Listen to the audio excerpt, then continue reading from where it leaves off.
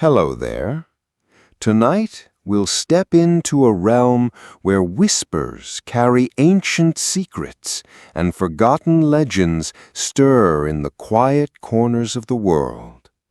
Imagine, if you will, the soft glow of an old dusty map unfurling beneath your fingertips, its parchment brittle with age, its creases holding the forgotten paths of time.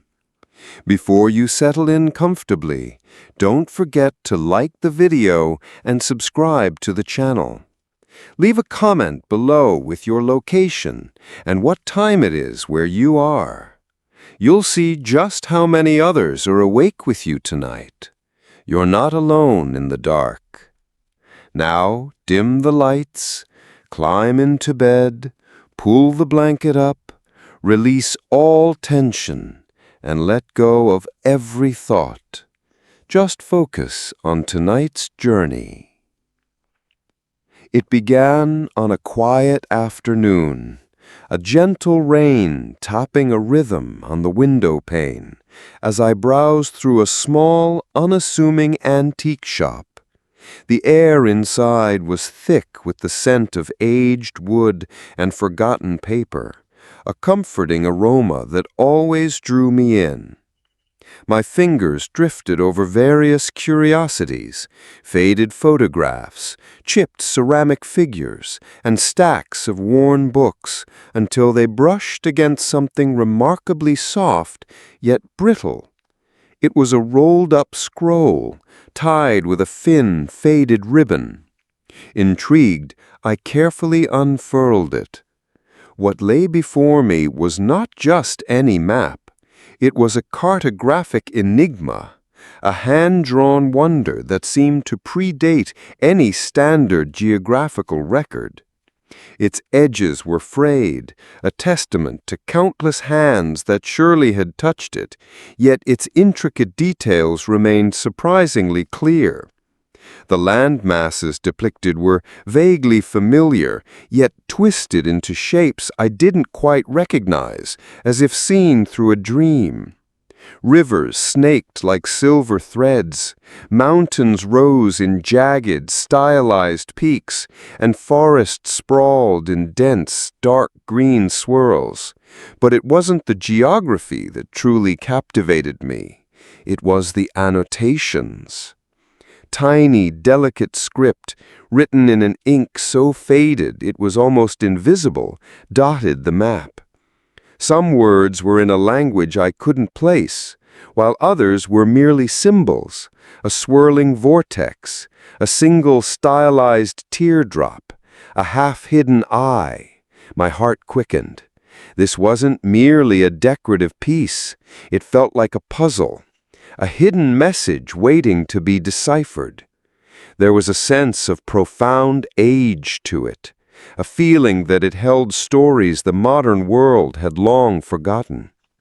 As I traced a finger along a particularly ornate border, I noticed a subtle shimmering in the parchment itself, as if faint magic still lingered within its fibers. The shop owner, a kindly old woman with spectacles perched on the end of her nose, smiled knowingly. "That one has a story to tell, dearie," she murmured, her voice soft as rustling leaves. "Found it tucked away in an old sea chest. Said it belonged to an explorer centuries ago who vanished without a trace." She didn't press me to buy it, but her words solidified my conviction. This map held more than just ink and paper. It held a journey. I purchased the map, the worn scroll feeling heavy and significant in my hands. Back in the quiet sanctuary of my home, with the rain still whispering outside, I spread it across my large oak table. The soft lamplight cast long shadows, making the intricate details dance before my eyes.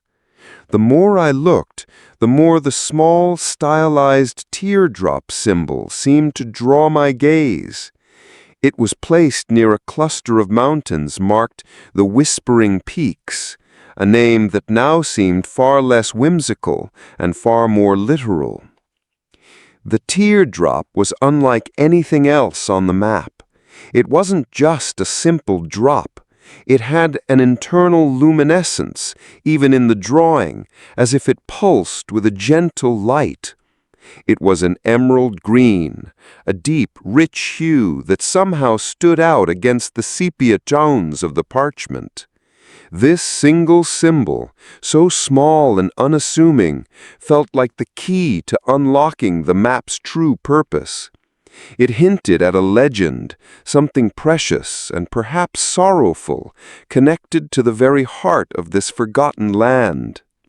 I spent the rest of the evening poring over it, a magnifying glass held to my eye, trying to discern every minute detail. The faded script remained elusive, but the overall impression was one of a quest, a search for something hidden and profound. The map didn't just show places, it showed pathways, hints, and enigmas. It was a silent invitation to a grand adventure, a whisper from the past, urging me to uncover a forgotten legend. And at the heart of it all, drawing me in with an almost magnetic pull, was that singular, shimmering emerald tear. The journey, I knew, had just begun. The rain continued its gentle patter, creating a soothing backdrop as I delved deeper into the enigma of the old map. The more I studied it, the more it became clear that the key to unlocking its secrets lay not just in its geographical markings, but in the intricate, almost microscopic symbols etched across its surface. It was as if the original cartographer had embedded a hidden language within the very fabric of the parchment, a silent dialogue waiting for someone patient enough to listen. My first task was to decipher the most prominent of these symbols. Beyond the mesmerizing emerald teardrop, there were swirling patterns that seemed to mimic currents of water, jagged lines that suggested mountain ranges, and clusters of dots that might have represented constellations. Each symbol, no matter how small, felt deliberate, placed with a purpose. I pulled out my collection of old linguistic texts and ancient symbol dictionaries, spreading them around the map like a protective circle. The room filled with the scent of old paper and the quiet rustle of turning pages. The faded script, barely discernible to the naked eye, was the most challenging. I used a magnifying lamp, adjusting its light until the delicate strokes of ink became just a little clearer. It was an archaic form of a language I dimly recognized, a precursor to what we now know as Old Common. Words appeared in fragments: sorrow, heartwood, whisper, restore, and repeatedly, dragon. The word dragon was particularly striking, often accompanied by a small, intricate drawing of a scaled creature, its eyes closed, head bowed. The most captivating element, however, remained the emerald teardrop. It wasn't just a symbol. It was a miniature work of art, glowing with an imagined light even on the page. Its shape was perfectly symmetrical, tapering to a fine point at the bottom, and its surface seemed to contain countless facets, as if reflecting an inner brilliance. It was often paired with the word lament or solace in the archaic script. This suggested a profound connection to emotion, particularly sorrow, but also hinted at a potential remedy or comfort. The cartographer, I surmised, wasn't just mapping physical locations, they were mapping a story, a narrative woven into the very land. I found myself tracing the outline of the tear again and again, a strange pull drawing my finger to its intricate curves. It felt cool and smooth under my touch, even though it was merely ink on aged paper. There was a sense of deep sadness emanating from it, a silent echo of the emotion it represented. Yet intertwined with that sadness was a flicker of hope, a subtle promise of healing. This was not a tear of despair, but perhaps one of profound grief that held the potential for transformation. As I worked, the hours melted away. The rain outside had subsided, replaced by the soft hoot of an owl in the distance. The quiet concentration was almost meditative. I realized that the map was not meant to be read in a linear fashion. It was a tapestry, with clues scattered throughout, requiring intuition as much as intellect. I began to see patterns where before there were only random marks. The swirling patterns were indeed symbolic of flowing water, leading me to what the map designated as the Weeping River. The jagged mountain lines led to the Dragon's Teeth, and a particularly dense cluster of forest markings was labeled the Whispering Wood. Each small breakthrough brought a quiet thrill. It was like piecing together fragments of a dream, slowly forming a coherent picture. The drawing of the crystalline tear was the most compelling clue of all. It wasn't just abstract, it depicted a physical object, something tangible and real. Its placement on the map, nestled deep within the Whispering Peaks and near the Weeping River, suggested a specific location, a hidden sanctuary.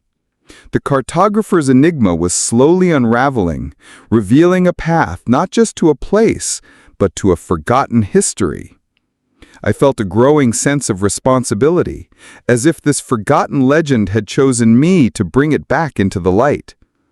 The journey was calling, and the first step, I knew, would be to seek out old texts, to find the full story behind the sorrowful emerald dragon and its crystalline tear. The world outside had quieted completely, yet within the walls of my study, a forgotten legend was beginning to stir. A deep, even, easy-to-listen male voice, like a fairy tale teller helping others fall asleep. The faint glow of dawn was just beginning to paint the sky outside my window as I moved from the old map to my bookshelves, a new sense of purpose guiding my hands. The fragmented words and symbols on the cartographer's enigma had ignited a spark of curiosity, leading me directly to the quiet, dusty realm of ancient texts. My study, usually a place of quiet contemplation, now felt like a buzzing hive of potential discoveries.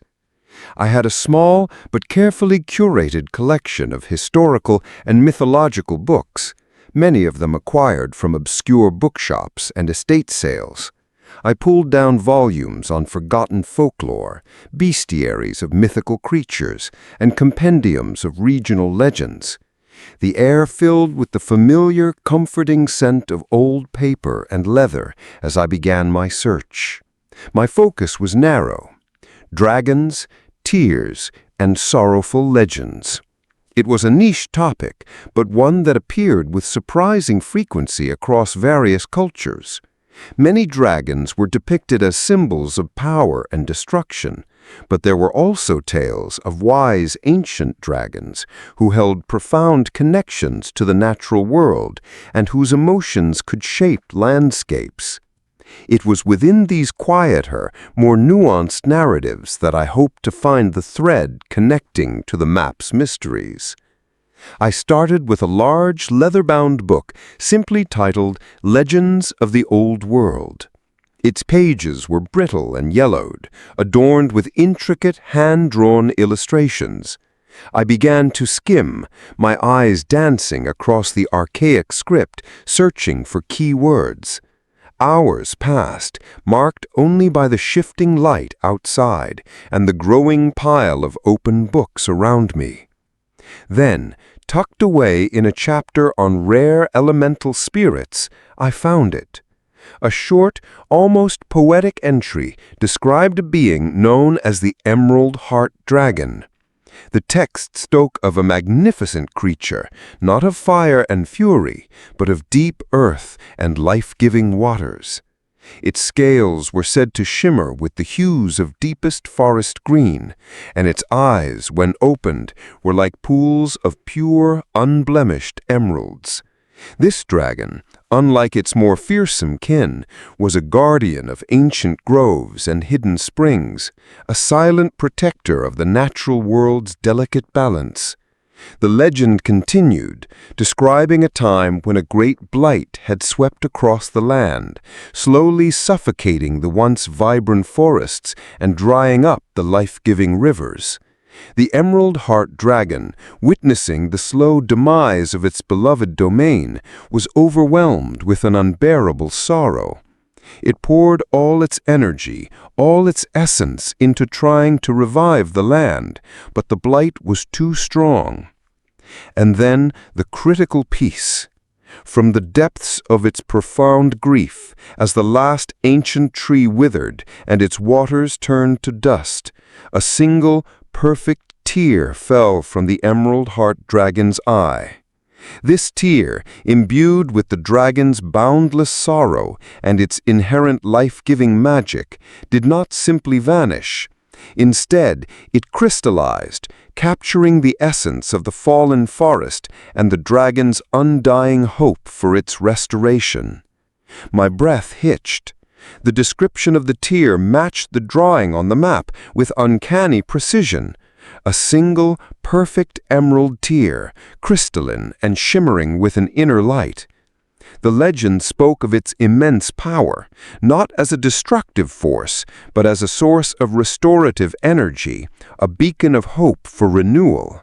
It was said that where the tear came to rest, new life would slowly, miraculously begin to emerge, pushing back against the blight, a testament to the dragon's enduring spirit. The text didn't explicitly state where the tear fell, or where it might now reside. However, it did mention a sacred pool, a place where the dragon often went to meditate and commune with the earth's energies. This detail resonated with the weeping river and sunken shrine markings on my map. The fragmented pieces were beginning to align, forming a more complete picture of the forgotten legend. The legend also cautioned that the tear was not to be disturbed by those seeking power or personal gain. Its magic was subtle, gentle, and responsive only to intentions of pure restoration and reverence for life. To approach it with ill intent would be to find only a cold, inert stone. This reinforced the feeling of a profound, almost spiritual artifact rather than a mere treasure. As I closed the book, a quiet sense of awe settled over me. I had found the story, the emotional core behind the map's cryptic clues. The Emerald Dragon wasn't a mythical beast to be hunted, but a symbol of enduring life and profound loss, its tear a beacon of hope. The map was no longer just an old piece of parchment. It was a guide to a sacred site, a place where sorrow had crystallized into the very essence of rebirth. My next step was clear: to seek out the quiet, secluded villages near the whispering peaks, places where such ancient tales might still be whispered, not from books, but from living memory. The journey was unfolding step by gentle step into a realm far more magical than I had ever imagined. Armed with the knowledge gleaned from ancient texts, the map on my table no longer felt like a mere relic. It was a living guide, pointing towards a destination etched not just in ink, but in the echoes of time. My next logical step was to leave the quiet sanctuary of my study and journey to the remote regions indicated by the map's markings. Specifically, the area near the Whispering Peaks. It was here, the text suggested, that the Emerald Heart Dragon's influence was strongest, and where fragments of its legend might still linger in the collective memory of a secluded community. The journey was a slow, deliberate winding through landscapes that gradually shed the trappings of modernity. Highways gave way to smaller roads, then to winding paths barely wide enough for a single vehicle. The air grew crisper, carrying the scent of pine and damp earth. Distant mountains, their peaks shrouded in a perpetual mist, began to loom larger, their presence both imposing and serene. These were the Whispering Peaks, living up to their name with the subtle sigh of wind through their ancient trees. As I traveled deeper, the occasional small farmhouses became rarer, replaced by a sense of wild, untamed nature. It was like stepping back in time, into a world where the rhythm of life was dictated by the sun and the seasons, not by the hurried pace of clocks. The silence, broken only by the chirping of unseen birds or the rustle of leaves, was a soothing balm, preparing my mind for the subtle magic I hoped to uncover.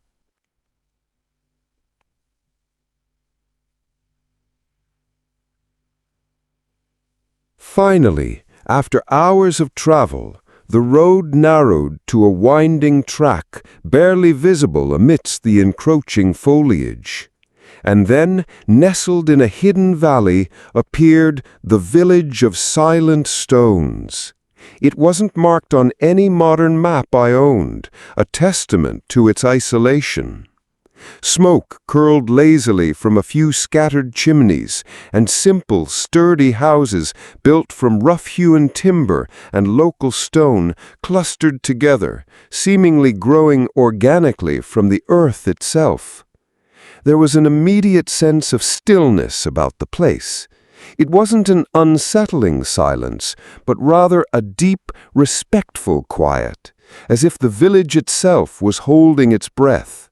No loud noises, no hurried movements. Children played quietly in dusty yards, their laughter soft and melodic. The villagers moved with a measured pace, their faces etched with a serene wisdom that spoke of lives lived in close harmony with nature. I parked my vehicle at the edge of the village, feeling a slight tremor of anticipation. This place felt ancient, untouched by the clamor of the outside world. As I stepped out, the cool mountain air enveloped me, carrying the faint scent of wood smoke and damp moss. A few villagers paused their tasks, their gazes curious but not unwelcoming. Their eyes, I noticed, held a deep, knowing light, as if they carried secrets within them. I approached a man who was meticulously mending a fishing net outside his cottage. His hands were gnarled, his face weathered by sun and wind, but his eyes were remarkably clear. "Good day," I offered, my voice feeling a little loud in the profound quiet. "I apologize for disturbing you. I'm looking for stories, old stories, about this land." He looked at me for a long moment, his expression unreadable. Then a slow smile spread across his face, revealing teeth worn smooth with age. "Stories? We have many stories here, traveler. Some older than the mountains themselves." He gestured with his chin towards a larger, central building, its roof thick with moss. "The elder Elara might be able to help you. She remembers what many have forgotten." My heart gave a small leap. Elder Elara, the keeper of memory. This was exactly what I had hoped to find. The villagers of Silent Stones were not just living in this ancient landscape, they were living with its history, its whispers, and its deep, enduring magic. As I walked toward the elder's house, the unique stones that gave the village its name became more apparent. Large, smooth boulders, seemingly placed with intention, dotted the landscape, some partially overgrown with moss, others glinting with traces of mica. They stood like silent sentinels, watching over the village, perhaps even holding their own ancient tales within their stoic forms. The feeling of being on the right path, of truly uncovering the forgotten, was overwhelming and deeply comforting. This quiet village, with its silent stones and knowing inhabitants, felt like the perfect gateway to the heart of the Emerald Dragon's forgotten legend. The elder Ilara's home was as unassuming as the rest of the village of silent stones, yet it exuded an aura of quiet strength and ancient knowledge. The door, made of thick, weathered wood, creaked open silently as I approached. Inside, the air was warm and smelled of dried herbs and something subtly sweet, like old wood and forgotten flowers. The room was sparsely furnished, dominated by a large, intricately carved wooden loom in one corner, and shelves brimming with earthenware pots and bundles of dried plants. Elder Ilara sat by a small, crackling hearth, her hands busy with a piece of intricate knotwork. She was an old woman, her face a road map of fine wrinkles that seemed to hold generations of stories. Her silver hair was braided simply and coiled at the back of her head, and her eyes, though clouded with age, held a sharp, intelligent light, the very same knowing gaze I had noticed in the other villagers.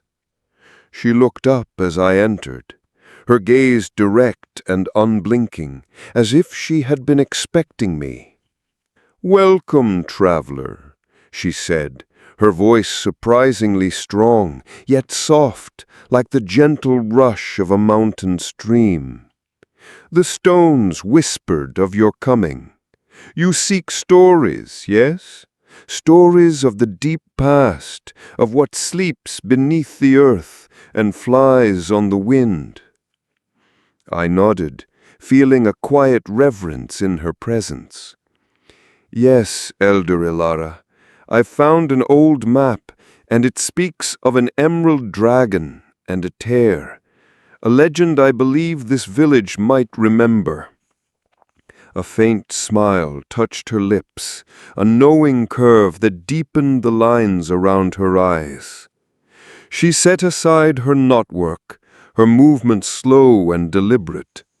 "Ah, the Emerald Heart Dragon," she murmured, her voice laced with a bittersweet nostalgia. "It is a story older than the oldest oak in our forests, a tale woven into the very fabric of this land." She gestured to a low-cushioned stool opposite her, near the hearth. I settled onto it, the warmth of the fire a comforting embrace. The flickering light danced across her face, making her features seem even more ancient, more profound.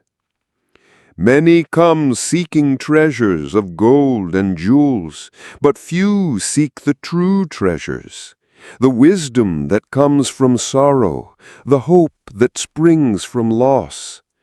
The legend of the Emerald Heart Dragon is not one of conquest or glory, but of profound connection, of grief, and of unwavering dedication to life."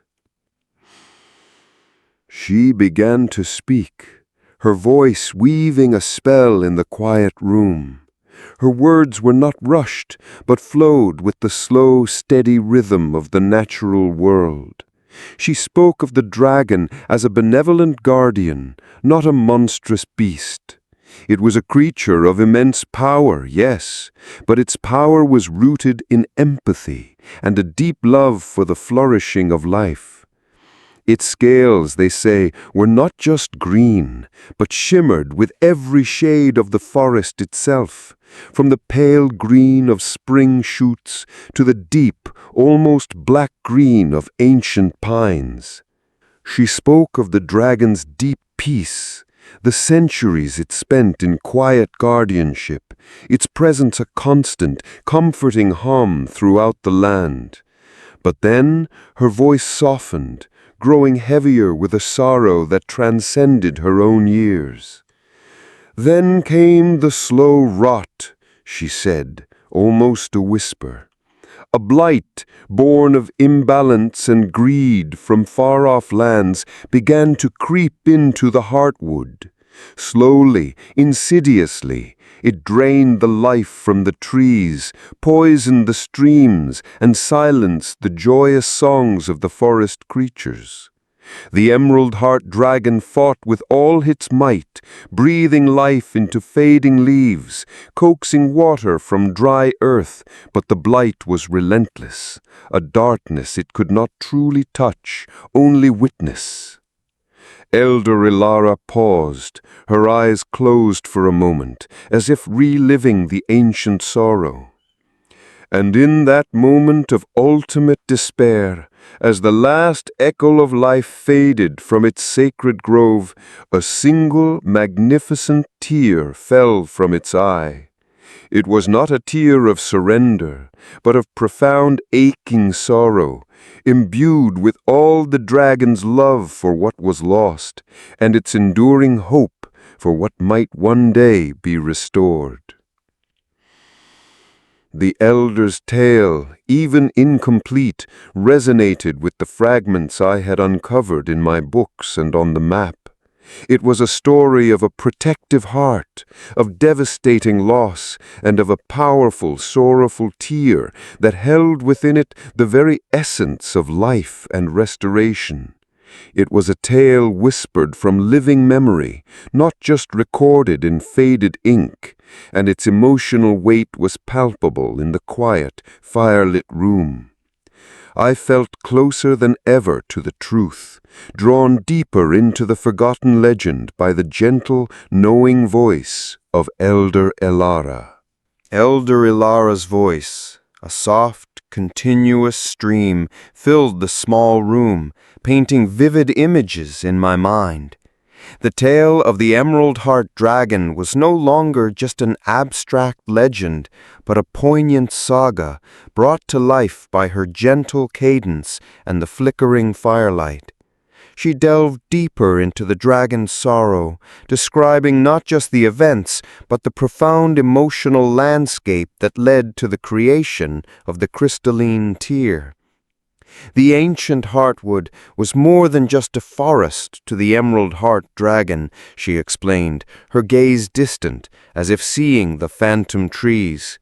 It was its breath, its song, its very pulse. The dragon was born from the pure essence of that land, a manifestation of its deepest magic and vitality. Every rustle of leaves was a whisper from its kin, every flowing stream a vein connected to its own vast heart. To witness its slow decay was to experience a profound, unbearable tearing of its own being. She described the initial signs of the blight: a subtle paling of leaves, a faint bitterness in the water, a growing quiet where birdsong once filled the air. The dragon, with its ancient wisdom and deep connection, was the first to truly understand the insidious nature of the encroaching darkness. It was a despair that began not with a roar of anger, but with a silent, internal ache. "It tried everything," Ilara continued, her voice imbued with the dragon's imagined struggle. "It gathered the last pure spring waters in its vast maw, attempting to cleanse the poisoned earth. It breathed life into the dying saplings, coaxing them with its gentle magic, urging them to resist. Its immense, scaled body coiled around the oldest trees, as if trying to shield them with its very being. But the blight was a patient, relentless shadow, consuming from within. The elder spoke of the dragon's physical transformation alongside its emotional suffering. Its scales, once vibrant and shimmering with all the greens of the forest, grew dull, losing their luster as the forest faded. Its normally brilliant emerald eyes, usually full of ancient wisdom and serene watchfulness, became clouded with a deep, pervasive sadness. The powerful, rhythmic beat of its heart, which resonated through the very earth of the heartwood, began to falter, growing softer, slower, mirroring the dying pulse of its beloved domain. "Imagine," Ilara whispered, leaning slightly forward, her voice a compelling murmur, "a being whose very existence is intertwined with life, watching that life slowly ebb away, powerless to stop it. The dragon absorbed the pain of every wilting flower, every choked stream, every creature that fled or perished. The sorrow became a physical weight, pressing down upon its vast form, crushing its spirit." She detailed the final moments of the heartwood, a description that chilled me to the bone, even as it held a strange, desolate beauty. The last ancient tree, a towering sentinel that had stood for millennia, began its final decay. Its leaves, once a riot of green, turned to brittle, dusty brown, then crumbled into nothingness. Its mighty branches, once reaching for the sky, snapped and fell with mournful cracks, echoing through the desolate silence. The vibrant mosses and ferns that carpeted its base withered, leaving behind bare, parched earth. The air itself grew heavy with the ghost of life, Ilara said, her voice barely audible now. The wind, which once carried the sweet scent of blossoms and damp earth, now stirred only dust. The sunlight, once filtered into dappled patterns through the canopy, now beat down relentlessly on the barren ground. It was a landscape of memory, a vast emptiness where once had been unparalleled life. And then she arrived at the pivotal moment, the culmination of the dragon's profound lament. The emerald heart dragon lay curled around the dying roots of that last tree, its massive head bowed in unspeakable grief. Its eyes, filled with the collective sorrow of the lost heartwood, streamed with silent tears. And from the very deepest wellspring of its agony, infused with every ounce of its love and its desperate, lingering hope, a single tear, larger and more luminous than any other, slowly gathered in the corner of its emerald eye. It detached itself, glinting like a jewel, and fell. It fell not onto the parched earth, but into a hidden sacred pool that had miraculously retained a whisper of its purity. And as it touched the water, it did not dissolve. Instead, it shimmered, pulsed with an inner light, and then solidified, crystallizing into the magnificent emerald dragon's tear that the legends speak of. A physical manifestation of profound sorrow, but also of an enduring promise. The elders' recounting of the dragon's lament was not just a story, it was an emotional journey. I could almost feel the weight of the dragon's grief, the depth of its connection to the lost forest. The tear, I now understood, was not merely a magical artifact, but a crystallized emotion, a beacon of hope born from the deepest despair. It was a potent symbol of resilience, of life's ending capacity to find a way even after ruin. This profound understanding deepened my resolve to find it, not for possession, but for reverence and the quiet recognition of its enduring message. Elder Ilara's story of the Emerald Heart Dragon's lament had filled the small room with a palpable sense of ancient sorrow. Yet her voice, as she continued, now began to shift, carrying a new inflection, one of quiet hope and profound promise. The narrative moved beyond the tragedy of loss, transforming the very meaning of the tear from a symbol of grief into a beacon of rebirth. That tear, she said, her eyes now open and fixed on mine, holding a deep, unwavering light, was not just a crystallized drop of sorrow. It was a vessel of the dragon's entire essence, a repository of its boundless love for the lost heartwood and an unwavering belief in life's capacity to return. It held the very promise of renewal. She explained that the tear, upon crystallizing, began to emit a faint, almost imperceptible hum, a silent song of healing. It pulsed with a gentle, emerald light, a glow that hinted at the profound magic contained within.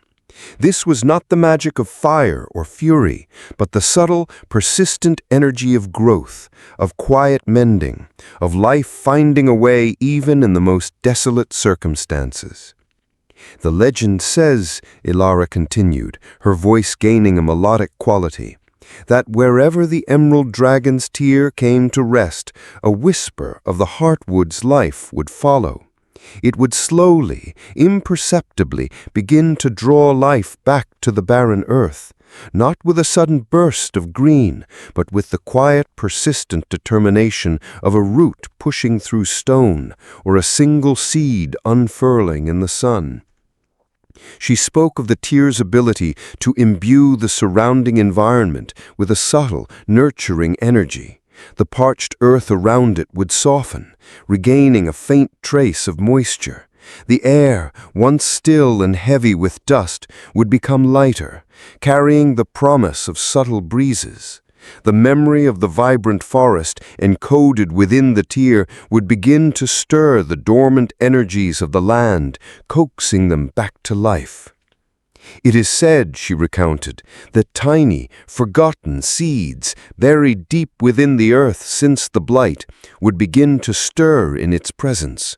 Not at once, not a sudden explosion of green, but a patient awakening. The first delicate sprouts would push through the soil, a brave, fragile testament to the tear's influence. Then slowly, over many seasons, these would grow, forming a small, resilient patch of green amidst the desolation. The elder emphasized that the tear's power was not one of instant gratification or overwhelming force. It was a gentle, persistent magic, embodying the dragon's patient love and its profound understanding of natural cycles. It understood that true healing took time, that growth was a gradual process, and that resilience was built on quiet persistence. The tear's true power, Ilara articulated, her words carefully chosen, lies in its ability to inspire life, to awaken what sleeps, and to restore harmony where it has been lost. It is a beacon for the lost spirit of the land, drawing it back, nurturing it with the memory of what was and the promise of what can be again. It is a reminder that even from the deepest sorrow, the most beautiful forms of life can emerge. The elder also reiterated the caution I had found in my ancient texts. But remember, traveler, its power is sensitive. It responds to intention. To seek it for greed or control is to find only an inert stone, a mere bauble. Its magic thrives on reverence, on a heart that seeks not to take, but to nurture, not to possess, but to protect. It is a symbol of life's sacredness, and it offers its restorative embrace only to those who truly understand and respect that sacred bond. Listening to Elder Ilara, the image of the solitary gleaming tear on my map transformed. It was no longer just a cryptic symbol or an artifact of power.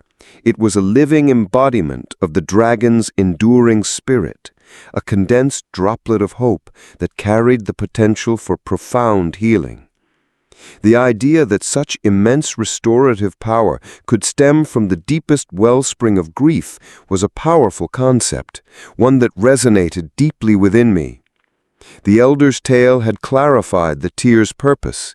It was not a weapon, nor a mere treasure to be hoarded. It was a catalyst for life, a promise whispered across millennia, urging the land to remember its verdant past and embrace its future. My path was now clearer than ever. The map, combined with Elder Ilara's profound insights, was no longer just a quest for an artifact, but a pilgrimage towards understanding, towards witnessing a quiet miracle of restoration. My next step was to meticulously follow the faint trails on the map, confident that they would lead me to the tear's resting place, a place where sorrow had transformed into the very essence of life's eternal promise. With Elder Ilara's gentle voice still echoing in my mind, the ancient map now held a richer, deeper meaning. It was no longer just a collection of lines and symbols, but a living testament to a profound legend, a guide to a place where sorrow had transformed into the very essence of life.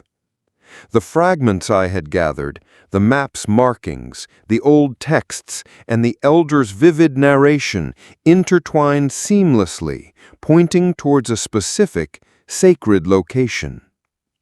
My next task was to translate these whispers of the past into a tangible path forward. The map had several subtle indicators that now made perfect sense. The weeping river that snaked through a particularly barren section of what was once the ancient heartwood. The cluster of symbols near it that the elder had subtly hinted at as a sacred pool. And most intriguing of all, a very faint, almost imperceptible trail, marked by tiny stylized fern fronds, leading from the village of Silent Stones directly towards this area. This was the faint trail, the path less traveled, that held the key. I spent the next morning preparing. Elder Ilara, with a knowing smile, had provided me with a small pouch of dried berries and some hardened flatbread, a simple but heartfelt gesture of support for my journey. "The land will guide you if you listen," she had advised, her eyes twinkling. Her words filled me with a quiet confidence, not of bravado, but of deep respect for the path I was about to embark on. The trail itself was scarcely more than a deer path in places, barely visible beneath a layer of fallen leaves and pine needles. It wound through a landscape that was a stark contrast to the verdant beauty I imagined the heartwood once possessed. Skeletal trees, their branches gnarled and bare, reached like desperate fingers towards a sky that often felt indifferent. The earth beneath my feet was dry and cracked in many places, a silent testament to the ancient blight. Yet even in this desolation there was a subtle beauty, a resilience in the hardy mosses that clung to rocks, a tenacity in the few stubborn wildflowers that managed to bloom in the cracks. I moved slowly, deliberately, not wanting to miss any subtle clue. My eyes scanned the ground for any sign of the faint fern-frond symbols or for natural markers that might align with the map's contours. The air was cool and still, broken only by the occasional distant call of a bird or the soft rustle of unseen creatures in the undergrowth. There was a profound silence here, a reverence for the past, as if the very land held its breath in anticipation. As I walked, I noticed how the silence of the region subtly shifted. It wasn't the silence of emptiness, but of deep contemplation, of a long-held secret. The sound of my own footsteps, the crunch of leaves, seemed amplified in the quiet. I felt like a humble visitor in a vast, sleeping cathedral, careful not to disturb the ancient slumber. After several hours of walking, the terrain began to change. The land dipped, and the skeletal trees became denser, their intertwined branches forming a canopy that dappled the faint sunlight into shifting patterns on the forest floor. And then a sound reached my ears, a faint, almost imperceptible murmur. It was the sound of flowing water, soft and consistent, the weeping river. I pushed through a final curtain of tangled vines, and there it was. Not a roaring torrent, but a narrow, placid stream, its waters so clear they reflected the gray blue of the sky like a mirror. The banks were overgrown, but the water itself seemed to flow with a gentle sorrow, moving slowly over smooth, moss-covered stones. It was beautiful in its quiet melancholy, embodying the weeping aspect perfectly. Consulting my map, I saw that the river led to a wider, more open space, marked by the swirling water symbols. This was where the sacred pool was indicated. I followed the riverbank, the ground growing softer and slightly damp underfoot. The air here was cooler, carrying the fresh scent of water and wet earth, a welcome change from the dry, dusty path. The vegetation around the river, while still sparse, showed subtle signs of more life than the desolate areas I had traversed. A few small hardy shrubs with vibrant berries clung to the banks, and the moss on the stones seemed a richer green. It was as if the river, despite its sorrowful name, still carried a faint whisper of the life it once nurtured. As I neared the wider area indicated on the map, the faint sounds of the river merged with something else, a very subtle, almost subliminal hum, a resonance that seemed to come from the very ground beneath my feet.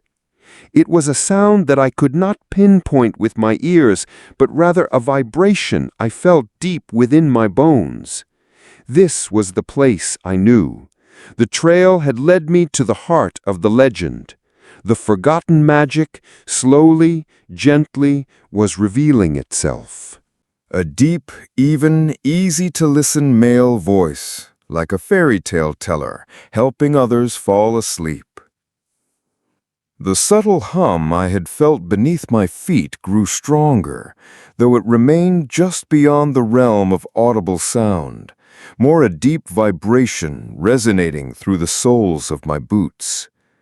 Following the gentle course of the weeping river, I pushed through a final thicket of ancient, gnarled bushes, their branches heavy with dormant buds. And then the landscape opened up, revealing a sight that instantly took my breath away. Nestled in a wide, circular clearing, almost entirely consumed by time and nature, stood the ruins of a sunken shrine. It was not a grand temple of carved marble, but a simpler, more organic structure, built from rough-hewn stones that were now largely covered in thick, emerald-green moss. Only the faint outlines of walls and what might have been a small open-air altar remained, rising just above the surface of a remarkably clear, tranquil pool. The pool itself was the true centerpiece. It stretched across the clearing, its edges barely defined, blurring into the surrounding earth. Its surface was utterly still, reflecting the soft, muted light of the overcast sky above like a polished mirror. The water was so clear that I could see smooth, rounded stones on its bed, and even the faint, ghostly outlines of the shrine's submerged foundation. It felt ancient, impossibly old, yet utterly peaceful. There was a profound sense of stillness here, deeper even than the quiet of the silent stones village. It was a stillness that spoke of centuries, perhaps millennia, of undisturbed contemplation. The air was cool and damp, carrying the clean scent of fresh water and damp earth. No birds sang, no insects buzzed, only the soft, almost imperceptible murmur of the weeping river as it gently fed into the pool, adding to its quiet depths. Moss-covered pillars, remnants of the shrine's original structure, rose from the water at various points, their surfaces slick and glistening. Some were adorned with faint, indecipherable carvings, worn smoothed by the passage of countless seasons and the constant embrace of the elements. These carvings seemed to depict swirling patterns and subtle natural forms. Leaves, water ripples, and what looked like a stylized, flowing mane, perhaps hinting at the emerald dragon itself. I approached the edge of the pool slowly, reverently, feeling as though I was treading on sacred ground. The ground beneath my feet here was softer, richer, infused with a subtle dampness that wasn't present in the drier areas of the blighted forest. A few hardy ferns, their fronds a deeper green than any I had seen on my journey, grew at the water's edge, thriving in the unique microclimate created by the pool's presence. As I stood by the water, gazing into its depths, I noticed something remarkable. The water itself possessed a subtle, almost ethereal quality. It wasn't just clear. It had a faint, internal luminescence, a soft green-blue tint that seemed to emanate from within. It was as if the very essence of the emerald heart dragon, or perhaps the lingering memory of its sorrow, had infused the water with a gentle, living light. This light was not bright or dazzling. It was a soft, inviting glow, like moonlight filtering through a dense canopy. The ruins of the shrine, partly submerged, added to the mystical atmosphere. They weren't broken or shattered in a violent way, but seemed to have simply settled into the earth and water, becoming one with the landscape. It felt less like a place of ruin and more like a place of quiet rest, a sanctuary that had folded itself back into the embrace of nature. This was clearly the sacred pool Elder Ilara had spoken of, the place where the Emerald Heart Dragon often went to meditate and commune with the Earth's energies. And if her stories were true, and my map accurate, this was also the most likely resting place of the dragon's tear.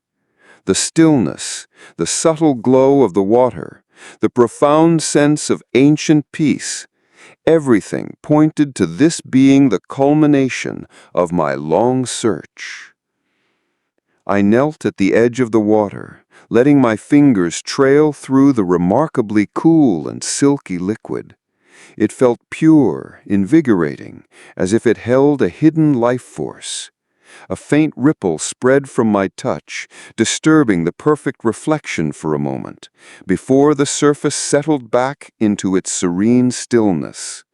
The anticipation grew, a gentle, quiet hum within my chest. I felt an undeniable pull, a subtle beckoning from the shimmering depths of the pool. The forgotten legend, I realized, was not just about to be discovered, it was about to reveal itself. The deep, even, easy-to-listen male voice, like a fairy tale teller helping others fall asleep. The profound stillness of the sunken shrine, coupled with the subtle, internal glow of the pool, held me utterly captivated. My fingers still trailed through the remarkably clear water, feeling its cool, silken purity. It was more than just water. It felt alive, imbued with a gentle energy that resonated with Elder Ilara's tales. This was no ordinary pool, but a vessel of ancient memory, a silent witness to the emerald dragon's deep lament and enduring hope. As I gazed into the shimmering depths, a faint green-blue luminescence intensified, almost imperceptibly, drawing my eyes farther downward. It wasn't a superficial glow on the surface. It permeated the entire body of water, casting soft, shifting shadows on the submerged stones of the shrine. It was as if moonlight, filtered through layers of deep forest and time itself, had settled here permanently. The elder's words echoed in my mind. It crystallized, capturing the essence of the fallen forest and the dragon's undying hope for its restoration. The water seemed to pulse with this very essence, a silent symphony of life and memory. There was no direct sunlight reaching this secluded hollow, only a diffused, ethereal light filtering through the dense canopy above. Yet the pool glowed with its own internal light, a soft, inviting radiance that banished any sense of gloom. I noticed then a subtle movement within the depths, not a fish nor a ripple from the weeping river, but a shimmering, almost liquid light that seemed to shift and dance just beneath the surface. It was as if the water itself was breathing, expanding and contracting with a slow, deliberate rhythm. This was the source of the gentle hum I had felt, a deeper resonance that vibrated through the air around the pool, a silent song of tranquility. I knelt lower, bringing my face closer to the water, intent on discerning the source of this captivating luminescence. The surface remained perfectly unblemished, reflecting my own curious gaze amidst the soft, emerald glow. It was a reflection not just of my physical self, but almost of my quiet anticipation, a mirror to the questions simmering within my heart. The water was remarkably warm, considering the cool mountain air. It felt comforting, almost cradling, as if it held ancient warmth from deep within the earth. This unexpected warmth added another layer of mystery to the pool's already enigmatic nature. It was a warmth that spoke of life, of a steady, unwavering presence that defied the desolation of the blighted forest outside this small sacred clearing. My gaze drifted to the moss-covered stones submerged beneath the surface. They seemed to shimmer with the same faint light, absorbing and then subtly re-emitting the pool's inner glow. Each stone, each fragment of the sunken shrine felt like a part of the greater organism that was this sacred pool, intimately connected to its profound magic. There was a profound sense of peace emanating from the water, a quiet serenity that washed over me, calming my hurried thoughts and easing any lingering tension in my body. It was a peace that felt ancient and deep, as if the pool had absorbed centuries of quiet reflection and gentle healing. The air around me felt lighter, cleaner, infused with an almost tangible sense of well-being. I spent a long time simply observing, allowing the gentle energy of the place to wash over me. The whispers of the water, a silent language of light and subtle motion, seemed to convey a message of endurance, of the persistent power of life even in the face of profound loss. It affirmed Elder Ilara's words about the tear's promise of restoration, about its ability to draw life back to barren lands. This was clearly more than just a pool. It was a living entity, sustained by the lingering essence of the emerald heart dragon and its tears.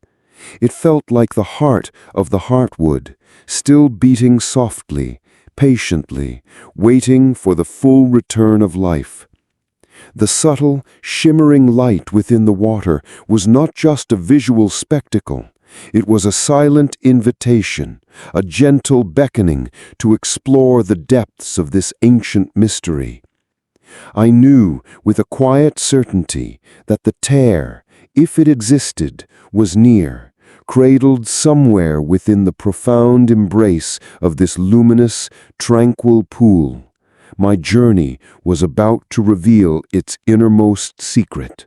The soft, internal glow of the pool was mesmerizing, a silent invitation that pulled me deeper into its ancient embrace.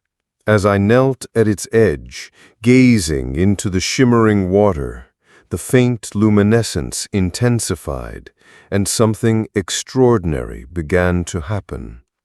The surface of the pool, which had been a perfect mirror, now began to ripple, not from any external disturbance, but from within, as if stirring with a hidden memory. Within these gentle undulations, faint images began to form. They were ephemeral, like smoke or mist, yet undeniably clear in their spectral presence. It was not a physical reflection of the present, but a window into the past, specifically into the profound sorrow of the emerald heart dragon. The first image was fleeting, a verdant blur of vibrant green, hinting at the ancient heartwood in its prime. It shimmered with life, sunlight dappling through dense canopies, and the sounds of countless creatures seemed to echo faintly in the air, though no sound truly broke the silence of the shrine. It was a glimpse of paradise lost, a brief, poignant reminder of the beauty that once thrived here. Then the images shifted, growing clearer, heavier with a profound sadness. I saw faint spectral outlines of immense, gnarled trees, their leaves slowly, tragically turning brittle and brown. They seemed to wilt and crumble before my eyes, dissolving into a fine dust that drifted through the watery vision. It was the blight, not described in words, but shown in its desolate, heartbreaking progression. The sense of life draining away was almost palpable, a silent scream frozen in time. The pool then showed glimpses of the emerald heart dragon itself, not as a fearsome beast, but as a colossal yet gentle presence. Its scales, dull and muted in this vision, seemed to weep with moisture. I saw its immense head bowed low, its closed eyes radiating an unbearable grief. It was curled around the fading roots of a massive tree, its form expressing an agonizing powerlessness as the life it loved withered around it. The sheer weight of its sorrow was conveyed through these silent, ethereal reflections, a deep empathy washing over me as I witnessed its ancient pain. There were visions of a once flowing river, its waters growing sluggish, then stagnant, finally drying into cracked riverbeds. Small ghostly animals, their forms translucent, moved slowly, their movements filled with a quiet despair, before fading entirely from view. The air in these watery reflections seemed heavy with dust and silence, mirroring the desolation Elder Alera had described. The images were not continuous, but flickered like old film, each scene a vignette of the dragon's lament. I saw a silent cry in the way the spectral dragon's massive form seemed to shrink, bowed by the weight of its grief. I saw its desperate, futile attempts to breathe life back into the dying flora, its breath like a shimmering mist that dissolved without effect. Each flicker in the water was a silent tear, a crystallized moment of its profound anguish. The most poignant image was of the dragon's eye, briefly opening within the shimmering water. It was not the vibrant emerald I had read about, but clouded with a deep liquid sorrow, reflecting the desolate landscape around it. And then, from that eye, a single, brilliant emerald tear slowly formed, detached, and fell. Its descent was slow, graceful, illuminated by an inner light that defied the surrounding gloom. As it fell, the reflection of the dragon's eye seemed to close, a final act of profound, exhausted grief. These reflections, though silent and ethereal, were incredibly potent. They conveyed the full weight of the Emerald Heart Dragon's tragedy, allowing me to witness the depth of its connection to the ancient heartwood and the immensity of its loss. It was a moment of profound communion, not just with a legend, but with the very essence of ancient sorrow. As the last image faded, the pool settled back into its tranquil, shimmering glow. The surface became a perfect mirror once more, though now my own reflection seemed to hold a newfound understanding, a quiet solemnity. The whispers of the water had spoken not with words, but with images, showing me the dragon's sorrowful past, cementing the tear's origin story in a way no text ever could. The ethereal reflections of the Emerald Heart Dragon's sorrowful past slowly receded, leaving the pool's surface shimmering once more with its profound emerald glow. The air around me still felt thick with the echoes of ancient grief, yet also imbued with a subtle, rising sense of quiet anticipation. I remained kneeling at the water's edge, my senses heightened, fully immersed in the sacred atmosphere of the sunken shrine. As my gaze returned to the water, something new captured my attention. What had at first seemed like random undulations on the surface now resolved into a discernible pattern. A very gentle, almost imperceptible current was at play. Not a strong flow like a river, but a delicate, almost purposeful drift within the stillness. It pulled a faint strand of moss that had fallen from a submerged stone, guiding it with slow, deliberate grace. This current wasn't visible to the eye through turbulence or surface disturbance, but rather through the subtle movement of the faint inner luminescence within the water itself. The emerald glow seemed to elongate, stretching into soft, luminous tendrils that followed the unseen flow.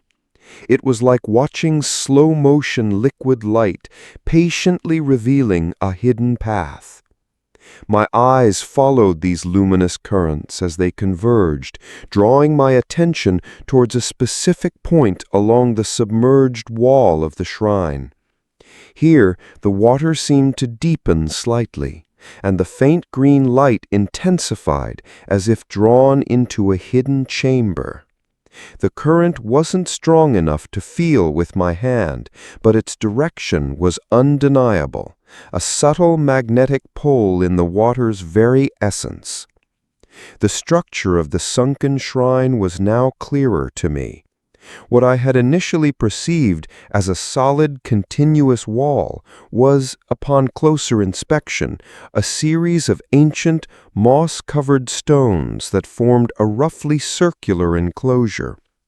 The current was leading me towards a section where two of these large stones, almost indistinguishable from the surrounding ruin, seemed to be slightly parted, forming a narrow, dark opening just below the waterline. It was almost perfectly camouflaged, designed perhaps by nature itself to remain hidden, protected from casual discovery. The dark opening was barely wide enough for a person to slip through, and its entrance was partially obscured by long, trailing strands of dark green algae, swaying gently with the subtle current. Without the guiding luminescence of the water, it would have been impossible to discern. A quiet thrill ran through me, a sense of nearing the culmination of this profound journey. This was the concealed opening, the gateway to the heart of the mystery, precisely as the map and Elder Elara's tale had subtly hinted at. The sacred pool was not merely a place of rest, but also a silent guide, its waters leading me to the tear's sacred sanctuary. I took a deep, calming breath, the cool, moist air filling my lungs, carrying the faint scent of damp earth and the subtle metallic tang of ancient stone. The quiet hum that I had earlier felt intensified slightly, resonating now with an almost hopeful frequency. It was a beckoning, a silent encouragement to proceed. Carefully, I reached out, pushing aside the curtain of algae.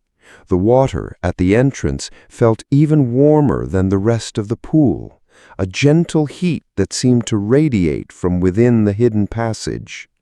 The darkness beyond was absolute, yet the faint emerald light from the pool seemed to stretch into it, creating a shimmering, inviting path forward. There was no fear, only a profound sense of reverence and anticipation. I knew with an unshakable certainty that this hidden opening was not a trap, but a threshold.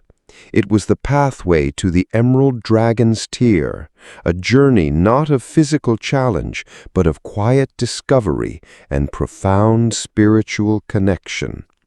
The ancient current, a silent, knowing guide, had led me exactly where I needed to be, to the very edge of the tear's resting place.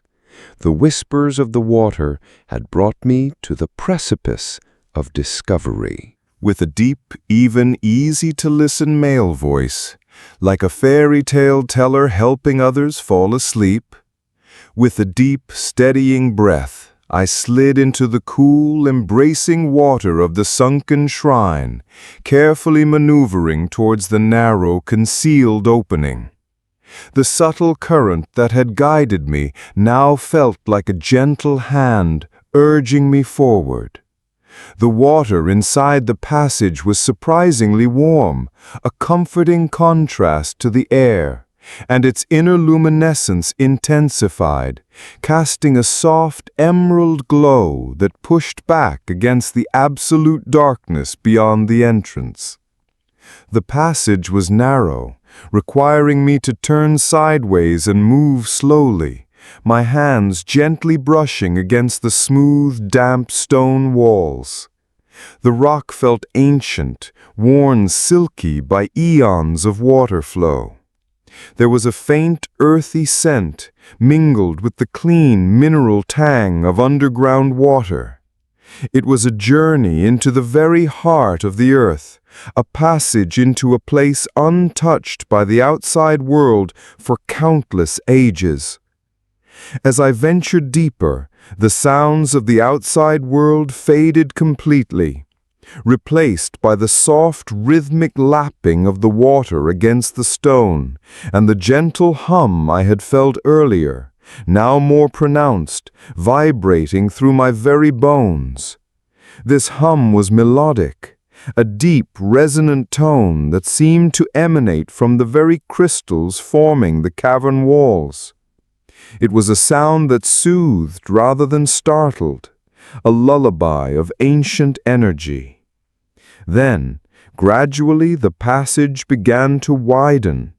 The emerald glow ahead brightened, no longer just a faint shimmer, but a palpable light. I pushed through the last tight squeeze and emerged into a space that truly took my breath away. It was a crystal cavern, unlike anything I had ever imagined. The walls, ceiling, and even the floor were adorned with countless crystals, ranging in size from small, glittering facets to large, imposing formations. And they were all, without exception, a breathtaking shade of emerald green. Not the dull green of moss, but the vibrant, multifaceted green of pure, unblemished emeralds glowing with an otherworldly light. The cavern itself seemed to pulse with this internal radiance. The crystals, some translucent, others opaque and velvety, absorbed and re-emitted the light, creating a dazzling display of shifting shadows and brilliant emerald hues. The light was soft, never harsh, bathing the cavern in an ethereal glow that felt both sacred and profoundly peaceful. It was as if I had stepped into a dream, a hidden heart chamber of the earth itself. The air here was remarkably fresh, clear and cool, carrying a faint, sweet scent, like dew on forest leaves mixed with the clean scent of minerals. Despite being deep underground, there was no sense of being enclosed. Rather, the cavern felt vast, expansive, its glowing crystals creating an illusion of infinite depth and shimmering space. I found myself walking on a floor that was also made of smooth, polished emerald crystal, covered by a thin film of incredibly pure water that gently flowed, mirroring the current that had led me here. Each step caused the light to shimmer and dance around my feet, as if the cavern itself was welcoming me, responding to my presence. Large, columnar crystal formations rose from the floor like ancient trees, reaching towards the crystalline ceiling, where shimmering stalactites dripped with clear, pure water, each drop catching the emerald light as it fell into small, glittering pools below. Every surface, every crevice seemed to be adorned with these magnificent, glowing jewels. This was clearly the heart of the Emerald Heart Dragon's domain, a place of profound magic and beauty, untouched by the blight that had ravaged the outside world. The crystals seemed to hum with an ancient energy, a silent testament to the dragon's enduring essence. They were not merely inert stones, but living formations, vibrating with the very life force they absorbed and emanated. I moved deeper into the cavern, my gaze sweeping across the magnificent display. The sheer abundance of emerald crystals was overwhelming, yet the atmosphere was not one of opulence, but of sacred reverence. It was a hidden sanctuary, a place of profound purity and ancient power. The journey had been long, the clues subtle, but the destination was more wondrous than I could have ever imagined. This crystalline sanctuary, glowing with the very essence of green, surely held the secret I sought, the legendary tear of the Emerald Dragon.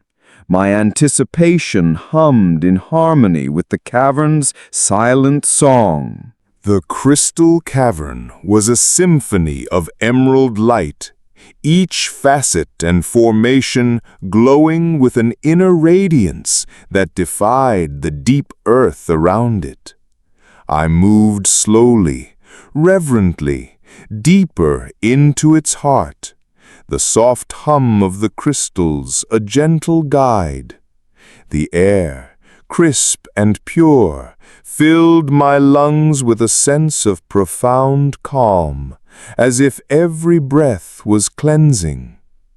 As I ventured further, the cavern opened into an even larger chamber, its ceiling soaring upwards into a cathedral of shimmering green.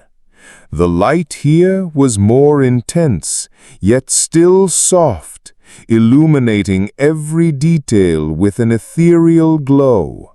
And there, at the very center of this breathtaking space, was the sight that drew my gaze and held it captive. It wasn't a structure or a complicated arrangement of stones, but a single, immense, smooth stone formation. It lay on the floor of the cavern, perfectly shaped by nature over eons, yet it was uncannily lifelike, that it felt imbued with a quiet sentience, as if the emerald heart dragon itself had, in its profound grief, found its final resting place here, its massive body slowly transforming into the very crystals that surrounded it, becoming one with the earth it so deeply loved. A profound sense of peace emanated from the stone dragon. It wasn't the silence of death, but the deep, undisturbed quiet of profound slumber, of ancient peace. The crystals around it seemed to glow with a slightly brighter intensity, as if revering this central, majestic form. The air here was utterly still, devoid of even the softest current that had guided me through the passage. I approached the resting dragon slowly, each step deliberate and hushed. There was an overwhelming sense of respect, as if I were in the presence of a sleeping deity. My hand instinctively rose, wanting to touch the smooth, cool surface, but I hesitated, not wishing to disturb its ancient repose. The sheer scale of it, combined with its undeniable resemblance to the benevolent guardian described by Elder Ilara, was truly awe-inspiring. The light playing across its surface seemed to breathe with a gentle rhythm, hinting at a subtle life force still present within the stone. There were no harsh angles, only soft, rounded forms, a testament to the patient work of water and time. It was the epitome of stillness, yet it held a potent, almost vibrating energy that resonated deep within my chest. This was more than just a stone formation. It was a monument to profound love and enduring sorrow. It was the heart of the legend made manifest, the very presence of the emerald heart dragon, not as a living creature in the conventional sense, but as an eternal, watchful guardian. Its sleep felt protective, as if it still watched over the subtle magic of the cavern, and perhaps over the very tear that held its essence. I knelt before the magnificent sleeping form, feeling a deep connection to the ancient story I had uncovered. The journey, the map, the elders' tales, they all culminated here in the quiet, glowing presence of this stone dragon. It was a moment of profound revelation, a quiet understanding of the legend's true depth.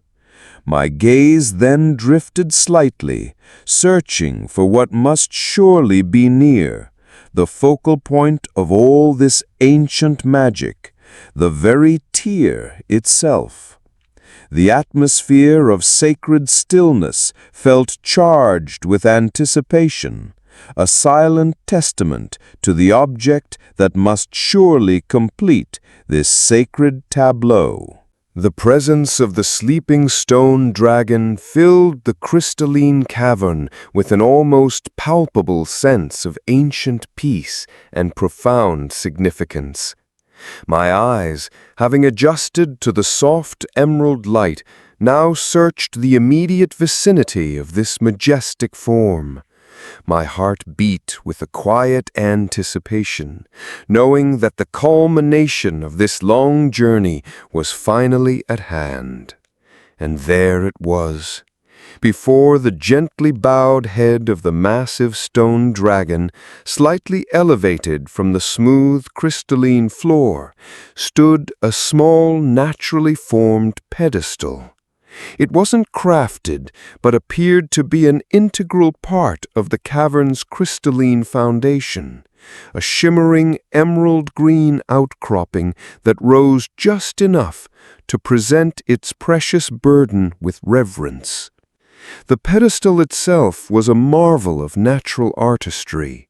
Its surface was flat and perfectly smooth, reflecting the soft light of the cavern like polished glass. It seemed to pulse with a faint inner glow, drawing the eye towards its center. The raw, beautiful structure of the pedestal underscored the natural, unadorned purity of the artifact it was clearly meant to hold.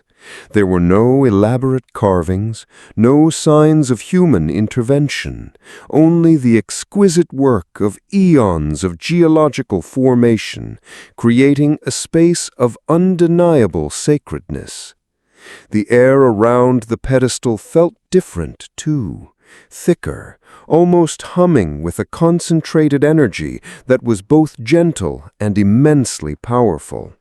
It was the heart of the hum I had felt since entering the cavern, the focal point of the quiet vibrations that resonated through the crystal walls. This was the place where the dragon's most profound emotion had manifested, where sorrow had crystallized into eternal hope. My gaze was fixed on the top of the pedestal, where the faint shimmer of light seemed to converge. It was undeniably empty, awaiting its sacred burden, yet the sense of its profound purpose was overwhelming. It was a plinth prepared by time itself, waiting for the return of the legend. Elder Ilara's words about the tear's promise of restoration, its gentle, life-giving power, echoed in my mind. This pedestal was clearly not a place for display, but a seat of power, a nexus where the tear's magic would silently emanate, nurturing the memory of the lost heartwood and coaxing life back to the blighted lands above. It was a testament to patience, to slow, gentle healing, a beacon for what could be restored. I circled the sleeping dragon and its pedestal slowly, taking in every detail. The crystalline walls of the cavern seemed to lean in slightly, as if reverently guarding this sacred space. The light shifted and danced, creating an ethereal glow that made the entire scene feel otherworldly, yet deeply connected to the natural world. Every emerald facet seemed to whisper ancient secrets, guiding my gaze back to the empty, awaiting pedestal. The journey had led me through a forgotten map, ancient texts, the wisdom of an elder, and a hidden passage. Each step had been a revelation, each clue a gentle nudge closer to this extraordinary place. And now, standing before the silent, sleeping dragon and its prepared pedestal, the culmination felt so close I could almost touch it.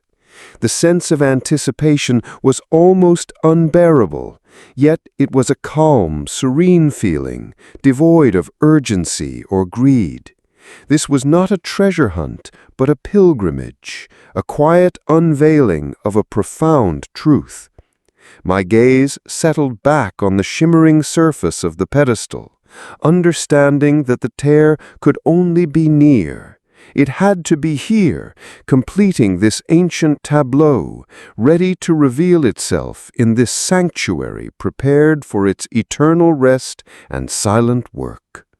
The weight of the moment was immense, yet utterly peaceful, as I prepared for the ultimate reveal of the Emerald Dragon's tear.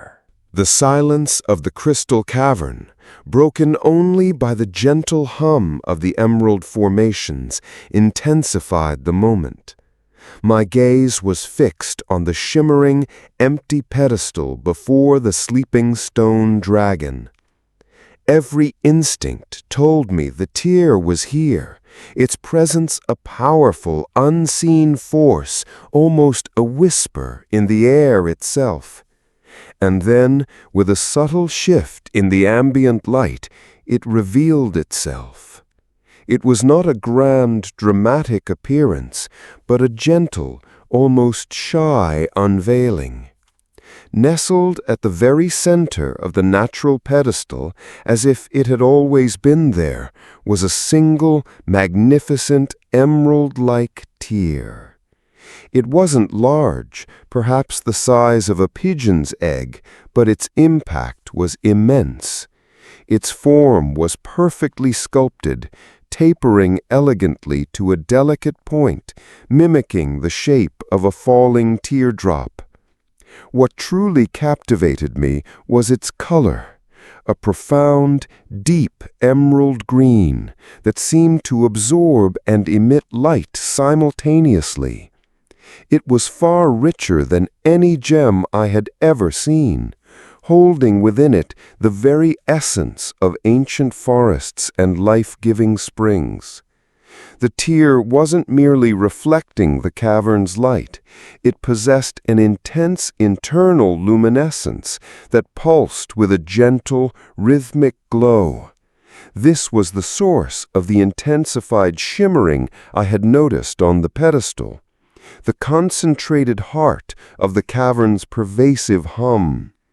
It was a soft, warm light, not dazzling or blinding, but soothing and deeply inviting, like a distant, benevolent star. Its surface was flawless, incredibly smooth and cool to the eye, yet seemed to hold countless invisible facets within its depths, catching and refracting the light in a kaleidoscope of greens. It shimmered with an almost liquid quality, as if it were still freshly fallen, perfectly preserved in its moment of creation. There was an overwhelming sense of purity emanating from it, a feeling of untainted, concentrated life force. It resonated deeply with Elder Elara's description, a single, perfect tear, imbued with the dragon's boundless sorrow and its inherent life-giving magic. It held the sorrow, yes, a profound, quiet melancholy that lingered like the ghost of a lost song, but it also radiated an immense, unwavering hope for restoration. As I gazed upon it, I felt a gentle warmth spread through my chest, an unspoken understanding of its profound purpose. This was not a tear of despair, but a crystallization of profound love and enduring resilience. It was the heart of the emerald heart dragon, manifested in a physical form, tirelessly working to heal the land it so deeply cherished. The tear rested perfectly on the pedestal, as if it had found its rightful home, completing the sacred tableau with the sleeping dragon. The entire chamber felt more alive, more resonant with its presence. The crystalline walls around it seemed to glow with renewed vigor, as if they acknowledged the return of their heart. I knelt before the pedestal, my awe and reverence complete. The journey, which had begun with a faded map and a quiet curiosity, had led me to this extraordinary moment, to the silent, pulsating heart of a forgotten legend.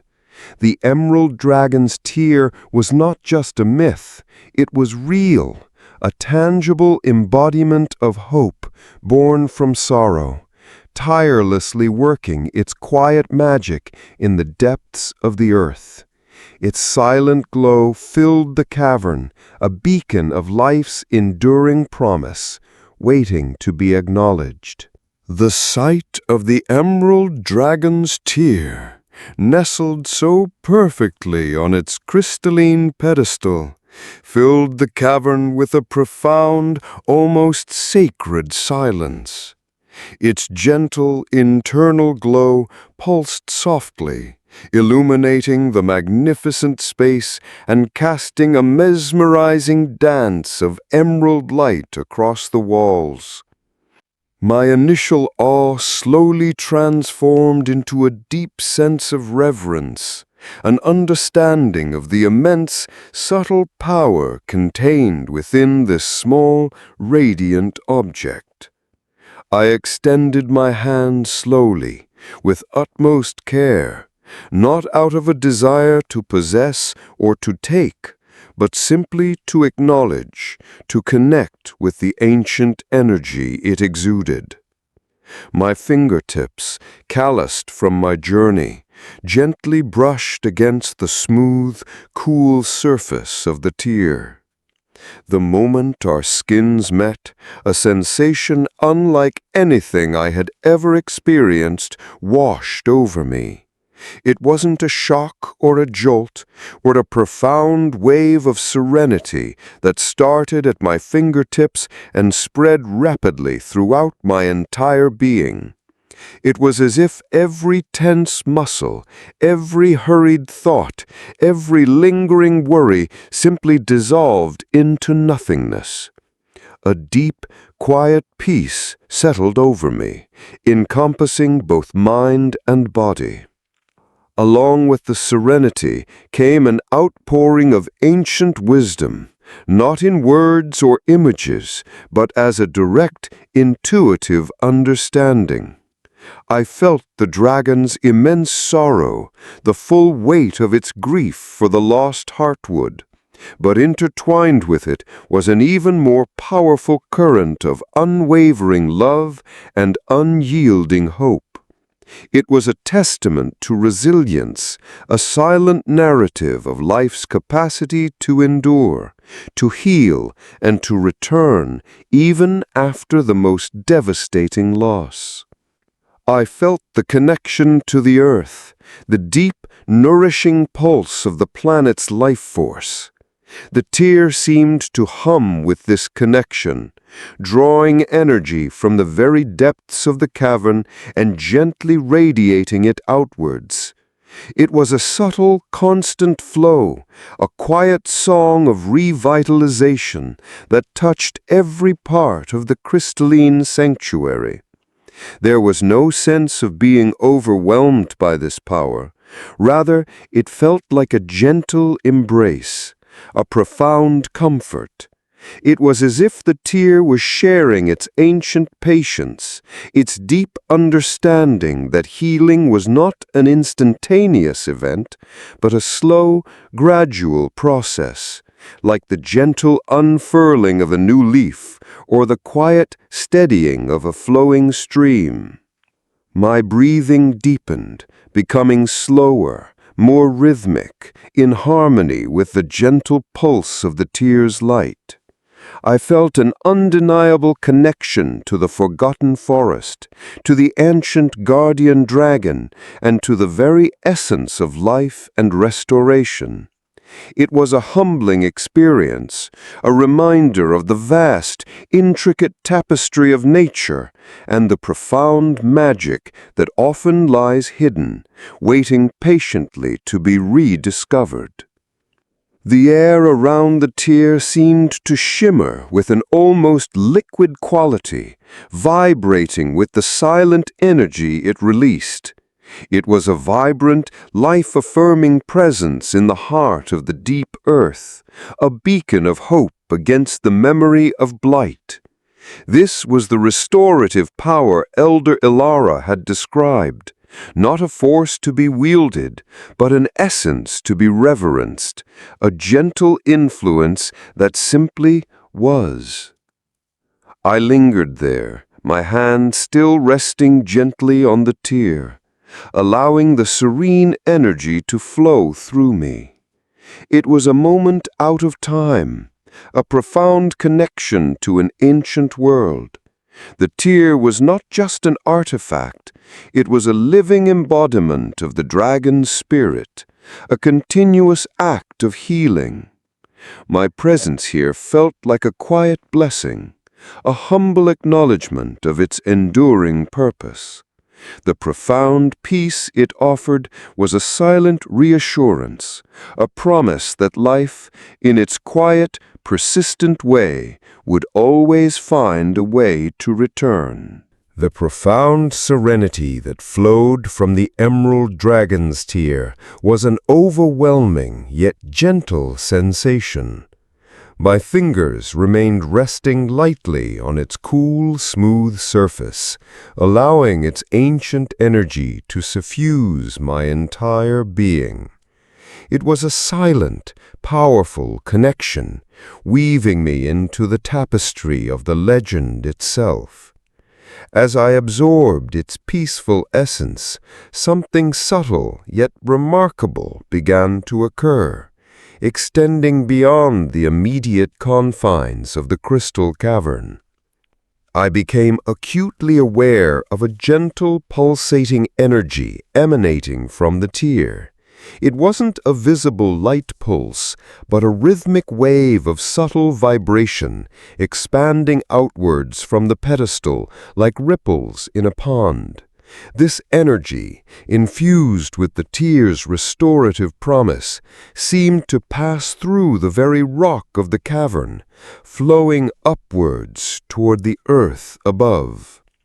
It was as if the tear was breathing, its essence slowly, patiently reaching out.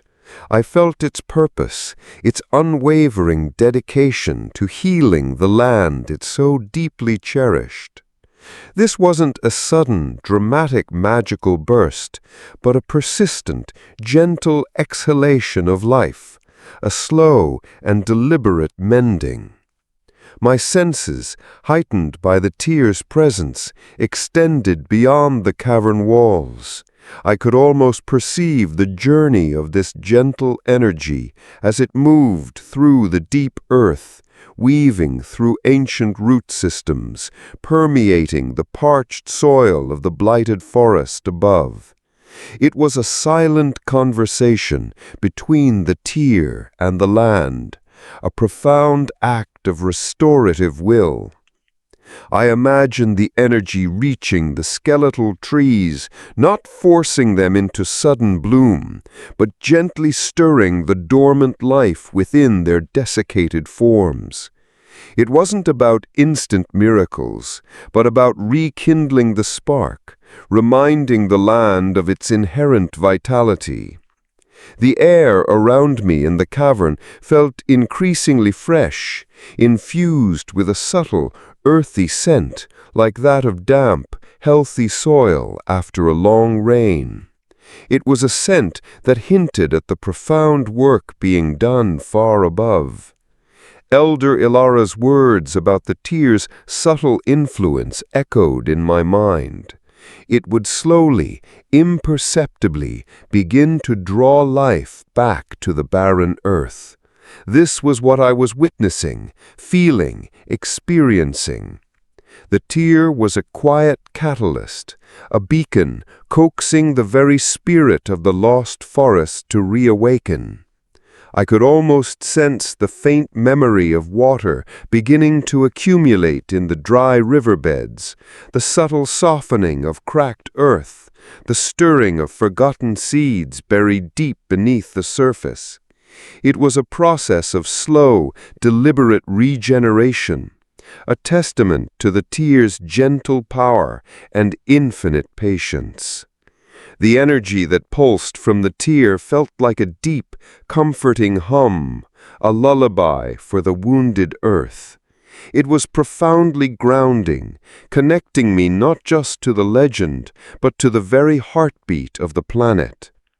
I felt the intricate balance of nature, the delicate interplay of life and renewal, and understood that the tear was a crucial part of this eternal cycle, a silent guardian of life's enduring flame.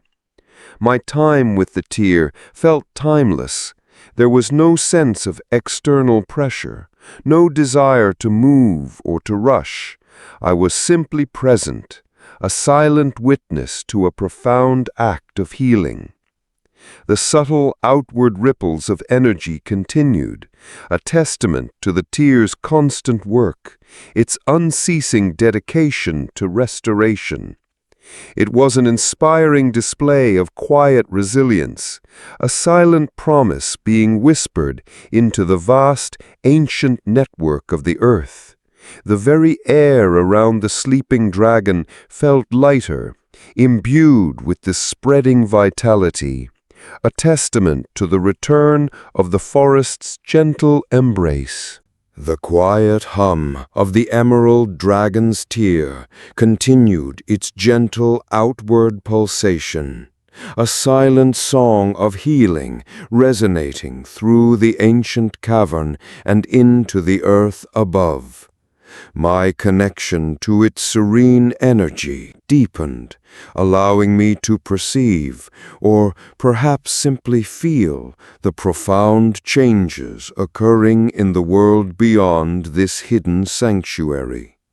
It was not a grand, instantaneous transformation, but a slow, gradual return of life, a quiet awakening. As I remained beside the luminous tear, I felt a subtle shift in the very atmosphere of the cavern, a faint, almost imperceptible lightening that hinted at renewed vitality filtering down from the surface. The cool air seemed to carry a trace of something new, a faint sweetness, like the nascent scent of damp soil and awakening flora, replacing the dry, dusty scent of desolation.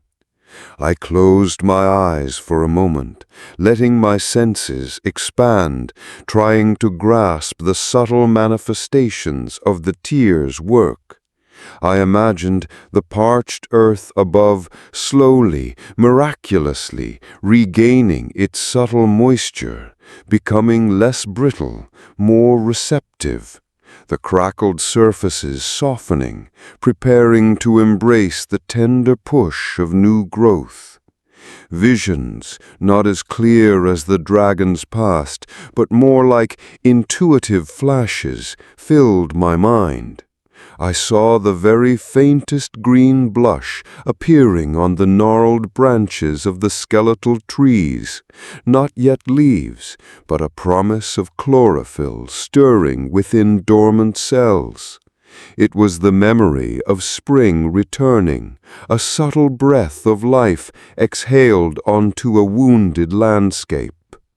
I pictured tiny, resilient seeds buried deep for centuries, perhaps millennia, feeling the gentle tug of the tear's energy.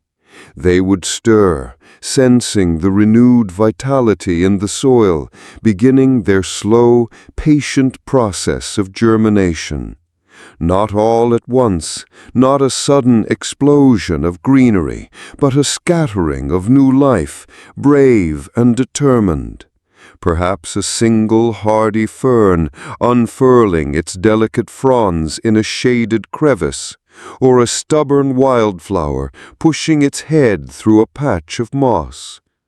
The weeping river, I sensed, was beginning to reclaim its gentle flow, its waters perhaps more clear, slightly more abundant, carrying the renewed essence of the land.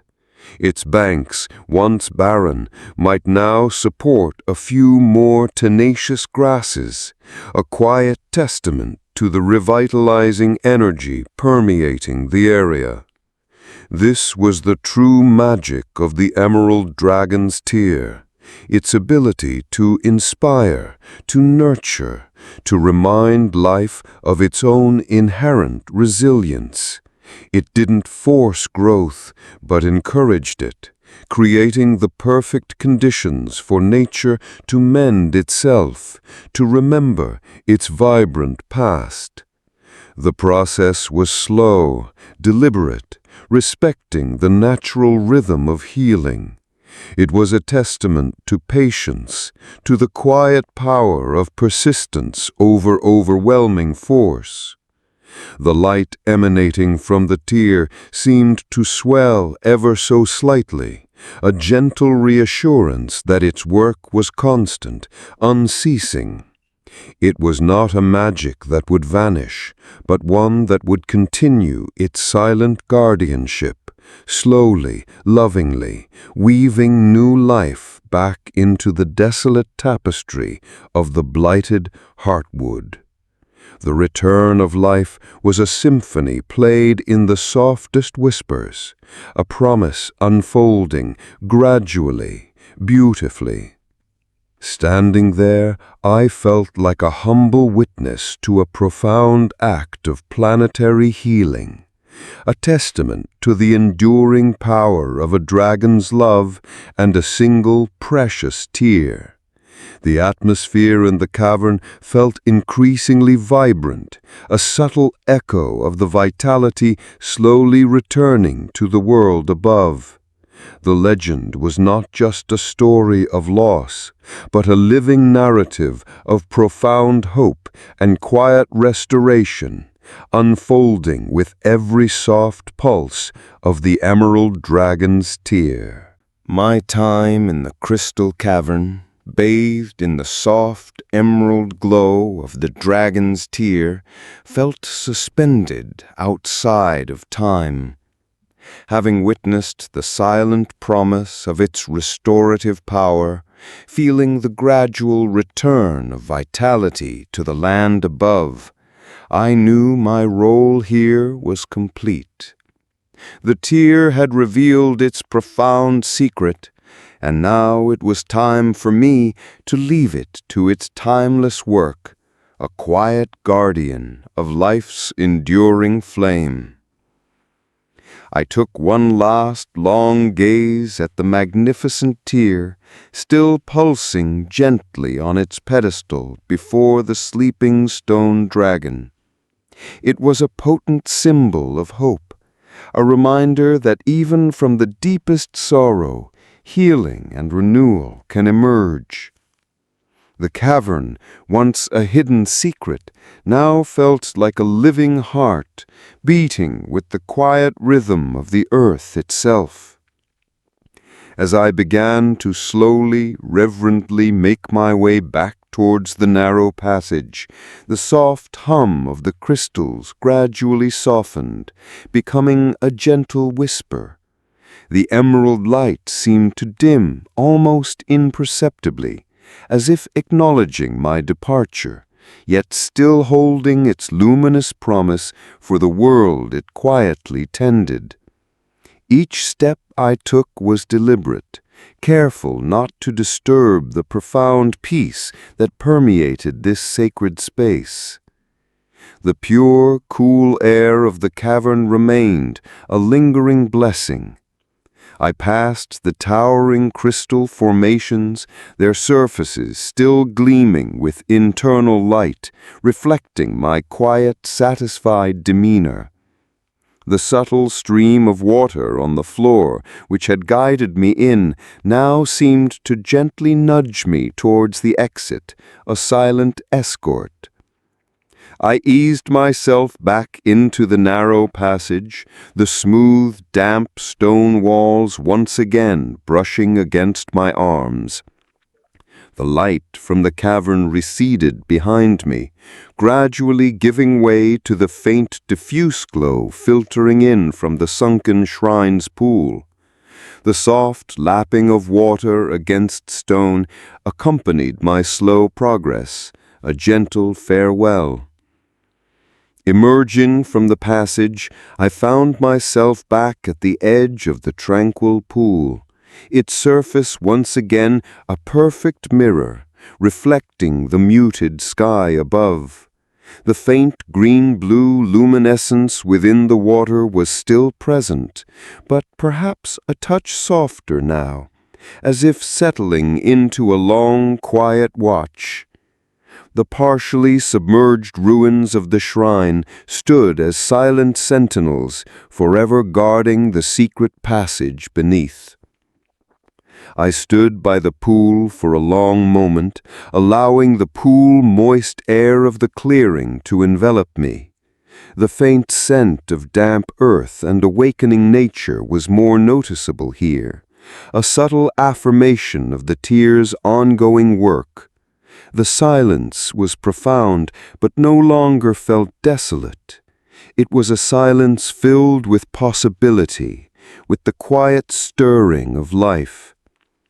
The weeping river continued its gentle murmur as it flowed into the pool, but now it felt less like a lament and more like a gentle song of endurance. The surrounding vegetation, though still sparse, seemed to hold a greater promise of vibrancy, a quiet tenaciousness. As I turned to leave, to retrace my steps back through the blighted forest and toward the village of silent stones, I carried with me not just the memory of a profound discovery, but a deep, comforting sense of peace. The legend of the emerald dragon's tear was no longer forgotten to me. It was a living truth, a powerful reminder of life's relentless capacity for renewal, even from the deepest sorrow. I left the tear in its sacred place, knowing its magic would continue to heal and nurture, a guardian of peace, slowly, patiently weaving life back into the world. My journey to discover the forgotten had led me to an unforgettable truth, a quiet miracle in the heart of the earth. The quiet of the night settles around you now, a soft blanket of stillness that invites rest. Feel the gentle rhythm of your own breath, slowing, deepening, as if in harmony with the ancient pulse of the earth. Imagine the soft emerald light of the tear far away, continuing its silent work, a beacon of peace in the deep quiet. Let that stillness, that enduring hope wash over you, easing every tension, every thought.